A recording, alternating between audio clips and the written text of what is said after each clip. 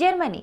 ഈ ഒരു പേര് കേൾക്കുമ്പോൾ തന്നെ എല്ലാവരുടെയും മനസ്സിലും അഡോൾഫ് ഹിറ്റ്ലറുടെ മുഖം ഒരു സെക്കൻഡ് വന്നു പോകും. കാരണം രണ്ടാം ലോക മഹായുദ്ധത്തിൽ അത്രത്തോളം നാശമുണ്ടാക്കിയ ഒരു നാട്, ലോകത്തെ തന്നെ നശിപ്പിക്കാൻ കഴിവുള്ള ഒരു സർവാധികാരിയായിരുന്ന രാജ്യം, എത്രത്തോളം ലോകത്തിലെ ജനങ്ങളെ കീഴടക്കിയ ഒരു രാജ്യം. അങ്ങനെ ഒരു രാജ്യം എങ്ങനെ നിലംപതിച്ചു എന്നുള്ളത് നമുക്ക് എല്ലാവർക്കും അറിയാം. എന്നാൽ രണ്ടാം ലോക മഹായുദ്ധത്തിന് ശേഷം ഒരുപാട് നാടുകൾ ചേർന്ന് ജർമ്മനിയെ ആട്ടിപ്പടയ്ക്കാനായി, അവരുടെ കൺട്രോളിൽ വെച്ചിരിക്കാനായി അവരുടെ ആയുധ ഉൽപാദനം കുറയ്ക്കുക, അവരുടെ ആയുധങ്ങൾ നശിപ്പിക്കുക, ഇങ്ങനെ ഒരുപാട് കാര്യങ്ങൾ ചെയ്തുകൊണ്ടിരുന്നു. എന്നാൽ ഈ സമയം പരോക്ഷമായി ആരും അറിയാതെ ജർമ്മനി ഒരു കാര്യം ചെയ്തു. ലോകത്തിലുള്ളതിൽ വെച്ച് ഇപ്പോൾ 4ാമത്തെ വലിയ ഡിഫൻസ് എക്യുപ്മെന്റ്സ് നാടായി ജർമ്മനി രൂപം കൊണ്ടു. ഇത് ആർക്കൊക്കെ പ്രശ്നം ഉണ്ടാക്കുമോ ഇല്ലയോ, പാശ്ചാത്യ രാജ്യങ്ങൾക്ക് എന്തായിരുന്നാലും ഇത് വലിയൊരു തലവേദനയായി മാറും. വീട്ടിൽ എലികളുടെ ശല്യം താങ്ങാനാകുന്നില്ല എന്ന് പറഞ്ഞ് ആരെങ്കിലും അവയെ നശിപ്പിക്കാൻ പാമ്പിനെ കൊണ്ടുവരുമോ? ഇത് ജർമ്മനിക്ക് നന്നായി തന്നെ മാച്ച് ആകും. അമേരിക്ക ചെയ്ത ഒറ്റ കാര്യം കൊണ്ട് ജർമ്മനി ഇത്രത്തോളം വളർച്ച പ്രാപിച്ചു. അത് അമേരിക്കയ്ക്ക് വലിയൊരു പ്രശ്നമായി മാറാൻ പോകുന്നു.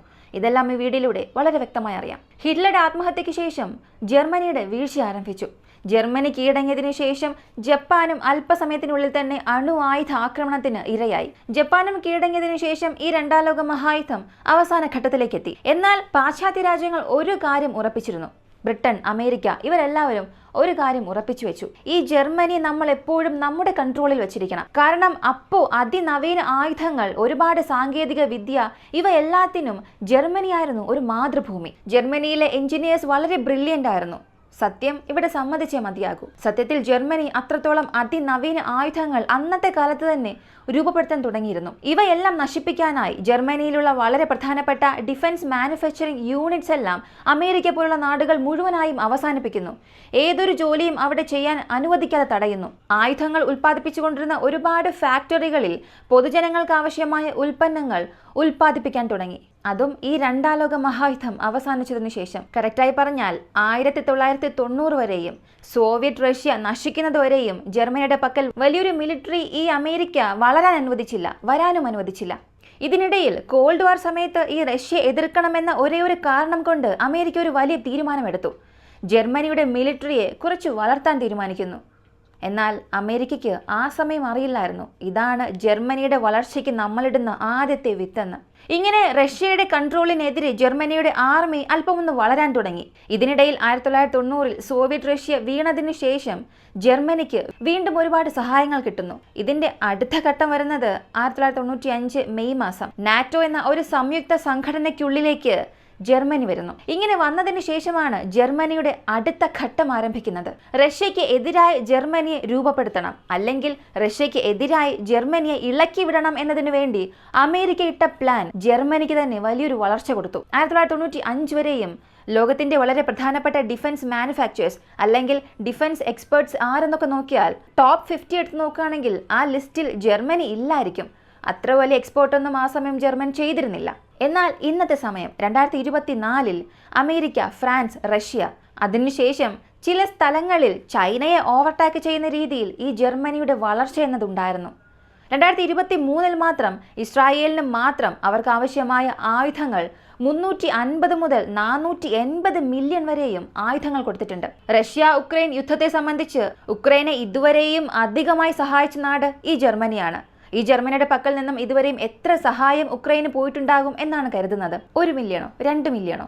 അല്ല, ഇന്നുവരെയും ഏകദേശം 11 ബില്യണിൽ കൂടുതൽ സഹായം ഉക്രൈന് കൊടുത്തിട്ടുള്ള ഒരേയൊരു നാട് ഏതെന്ന് ചോദിച്ചാൽ അത് യൂറോപ്യൻ യൂണിയനിൽ ജർമ്മനി മാത്രമാണ്. മറ്റു നാടുകളെല്ലാം സഹായിച്ചിട്ടുണ്ട്, പക്ഷെ ആ ഒരു സഹായം ആയുധ സഹായമായിരിക്കില്ല. ഇൻഡയറക്റ്റായി സഹായം ചെയ്യുന്നു എന്ന് പറഞ്ഞ് അവിടെയുള്ള ജനങ്ങൾക്ക് ആവശ്യമായ സഹായങ്ങൾ മാത്രമേ ചെയ്തിരുന്നുള്ളൂ. ആ ഒരു കാറ്റഗറിയിൽ മാത്രമേ എല്ലാവരും സഹായിച്ചിരുന്നുള്ളൂ. എന്നാൽ ആയുധങ്ങൾ മാത്രം 11 ബില്യൺ കൊടുത്തത് ആ നാട് ജർമ്മനി മാത്രമാണ്. ശരി, ഇത്രത്തോളം കൊടുക്കുന്നുവെന്നുണ്ടെങ്കിൽ ജർമ്മനിയുടെ പക്കൽ എത്രത്തോളം ആയുധം ഉണ്ടാകും? പുറത്ത് കൊടുക്കുന്നത് തന്നെ ഇത്രയാണെങ്കിൽ അവരുടെ പക്കൽ എത്ര സ്റ്റോക്ക് ഉണ്ടാകും എന്ന് ചോദിച്ചാൽ, യൂറോപ്യൻ യൂണിയനിൽ പവർഫുള്ളായ ഒരു ആർമി, അതിനവീന വെപ്പൺസ് ഉള്ളതാരെന്ന് ചോദിച്ചാൽ ഫ്രാൻസിന് തൊട്ടടുത്ത് നിൽക്കുന്നത് ജർമ്മനി മാത്രമാണ്. ജർമ്മനി അവരുടെ മിലിറ്ററി സ്പെൻഡ് വീണ്ടും കൂട്ടിയിട്ടുണ്ട്. 2022 മുൻപ് എത്രത്തോളമായിരുന്നു അവർ ചിലവാക്കിയത്, 2024 അതിനെ ഡബിളാക്കി മാറ്റി. അവരുടെ മിലിറ്ററി സ്പെൻഡ് എന്നത് വർദ്ധിപ്പിച്ചു. ഇതിൽ അമേരിക്ക ദുഃഖിക്കേണ്ട ഒരു കാര്യം ജർമ്മനിയുടെ വളർച്ച മാത്രമല്ല. അമേരിക്കയുടെ ആയുധം വാങ്ങി ജർമ്മനി ഇത്രത്തോളം വളർന്നു, അല്ലെങ്കിൽ ഇത്രത്തോളം അവരുടെ മിലിറ്ററി സ്ട്രോങ് ആക്കി എന്നുണ്ടെങ്കിൽ അതിന് അമേരിക്കയ്ക്ക് വലിയ പ്രശ്നമൊന്നുമില്ല.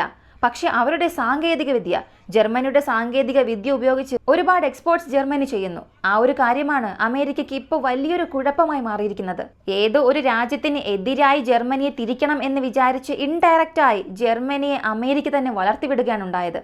അത് എന്ന് വേണമെങ്കിലും അമേരിക്കയ്ക്ക് എതിരായി തന്നെ മാറും. ഇപ്പോഴും ജർമ്മനിയിലെ ഒരുപാട് പേർ, അതായത് ലോകയുദ്ധ കാലഘട്ടം മുതലേ പാശ്ചാത്യ രാജ്യങ്ങളെ വെറുക്കുന്ന ഒരുപാട് പേർ അമേരിക്കയ്ക്കെതിരെയോ അല്ലെങ്കിൽ ലോകനാടുകൾക്കെതിരെയോ തിരിയാത്തതുവരെയും അമേരിക്ക ചെയ്ത തെറ്റ് അവർക്ക് മനസ്സിലാകില്ല. അമേരിക്ക ചെയ്തുകൊണ്ടിരിക്കുന്ന ഈ ഒരു തെറ്റ് വലിയ രീതിയിൽ പുറത്തറിയില്ല.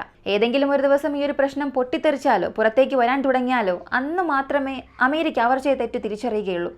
ഇതിനിടയിൽ ജപ്പാന്റെ F-35 വിമാനം, ജപ്പാനെ സംബന്ധിച്ച് ഒക്കിനോവ F-35 വെച്ച് ഓപ്പറേറ്റ് ചെയ്യുന്നുണ്ട്.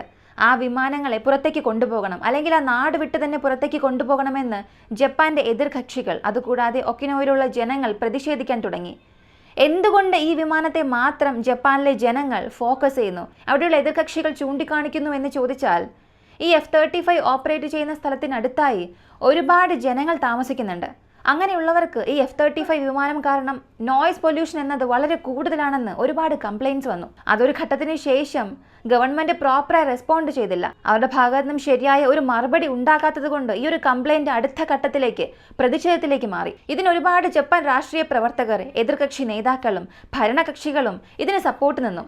അതിന് കാരണം അവർ പറയുന്നത് അമേരിക്കയുടെ മിലിറ്ററി പ്രസൻസ്, അതും പ്രധാനമായി F-35 വിമാനങ്ങൾ കാരണം ജപ്പാന് യാതൊരു ഗുണവുമില്ല. നോയ്സ് പൊല്യൂഷൻ മാത്രമാണ് കൂടുതലും ഉണ്ടാകുന്നത്. ഉദാഹരണം പറഞ്ഞാൽ ഈ F-35 സംബന്ധിച്ച് ശബ്ദം ഒരുപാട് പുറത്തേക്ക് വിടുന്ന ഒരു ഉപകരണമാണ്. 5th ജനറേഷൻ സ്റ്റെൽത്ത് ഉപകരണമായിരുന്നാൽ കൂടിയും അതിൻ്റെ നോയ്സ് ജനറേഷൻ വളരെ കൂടുതലാണ്. ആഫ്റ്റർ ബേണിംഗ് ഇല്ലാതെ പറക്കുമ്പോൾ 105 മുതൽ 110 ഡെസിമൽ വരെയും അത് സൗണ്ട് പ്രൊഡ്യൂസ് ചെയ്യും. അത് തന്നെ ആഫ്റ്റർ ബേൺ ഓണായി അത് പറക്കുന്ന സമയത്ത് 150 ഡെസിമൽ വരെയും കൂടുതലധികം ശബ്ദം ആ ഒരു വിമാനം പുറപ്പെടുവിക്കും. F-16 പുറത്തുവിടുന്ന ശബ്ദത്തെക്കാട്ടിലും ഈ F-35 ഉണ്ടാക്കുന്ന ശബ്ദം എന്നത് പല മടങ്ങ് അധികമാണെന്ന് പറയുന്നു. ഇപ്പോൾ F-35ക്കെതിരെ ഇങ്ങനൊരു പ്രശ്നം വന്നു. ഉടൻ തന്നെ ജപ്പാൻ ഇതിനെ പുറത്താക്കുമോ എന്ന് ചോദിച്ചാൽ, ആദ്യം അവിടെയുള്ള വിമാനങ്ങളുടെ എണ്ണം കുറയ്ക്കാനുള്ള ഒരു തീരുമാനം ജപ്പാൻ എടുക്കാം, അവിടെയുള്ള ജനങ്ങളുടെ അപേക്ഷ സ്വീകരിച്ച്. ആ എണ്ണം കുറയ്ക്കാനുള്ള സാധ്യതയുണ്ട്. അതല്ലാതെ മുഴുവനായും അമേരിക്കയുടെ ജെറ്റ്സ് ജപ്പാൻ പുറത്തേക്ക് അയക്കാൻ കഴിയില്ല. കാരണം ഒരു ഭാഗത്ത് നോർത്ത് കൊറിയ, മറ്റൊരു ഭാഗത്ത് ചൈന. ഇങ്ങനെ ജപ്പാന്റെ 2 ഭാഗത്തും ഭീഷണിയുണ്ട്. മറ്റൊരു ഭാഗത്ത് എക്സ്ട്രാ റഷ്യയാണ്, ഒരു ആഡഡ് ബോണസ് പോലെ. ഇതിനെ കുറയ്ക്കാനുള്ള നടപടികൾ ജപ്പാൻ എടുക്കാം. അതല്ലാതെ മുഴുവനായും F-35 ജപ്പാനിൽ നിന്നും പുറത്തേക്ക് എടുക്കില്ല. വീഡിയോയുടെ അവസാനത്തിൽ ഞാൻ ചോദിക്കുന്നത്, പ്രധാനമായും ഇൻഡയറക്റ്റായി ജർമ്മനി വളർന്നുകൊണ്ടിരിക്കുന്നത്, അവരുടെ മിലിറ്ററി വളർന്നുകൊണ്ടിരിക്കുന്നത് എത്രത്തോളം പ്രശ്നമുണ്ടാക്കുമെന്നാണ് നിങ്ങൾ കരുതുന്നത്? അല്ലെങ്കിൽ ഇതൊരു പ്രശ്നമാകില്ലേ? ഒരു സാധാരണ കാര്യമായി നിങ്ങൾ ചിന്തിക്കുന്നുണ്ടോ? കമൻറ്റിൽ പറയുക. വീഡിയോ ഇഷ്ടമായ ലൈക്ക് ചെയ്യുക, ഷെയർ ചെയ്യുക. നമ്മുടെ ചാനൽ ആദ്യമായി കാണുന്നവരാണെങ്കിൽ മറക്കാതെ സബ്സ്ക്രൈബ് ചെയ്ത് സപ്പോർട്ട് ചെയ്യുക. മറ്റൊരു വീഡിയോയുമായി വീണ്ടും കാണാം.